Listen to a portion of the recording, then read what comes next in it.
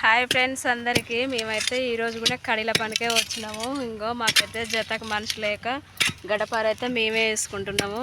ఇంకో గడపార అయితే కన్ను అంటుంది, అసలే పదును లేదు, భూమి మెత్తకలేక కన్ను అంటుంది. మస్తు ఇబ్బంది అవుతుంది, చేతులకైతే బొగ్గలు వస్తున్నవి.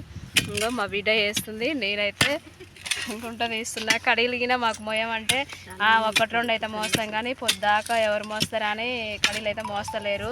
ఇంకా మేమే కొంచెం సన్నసన్నవి చూసుకొని మేమే మోస్తున్నాం కడీలు ఇంకా మస్తు ఇబ్బంది అవుతుంది ఫ్రెండ్స్. రెండు బాగా అవుతుంది టైము.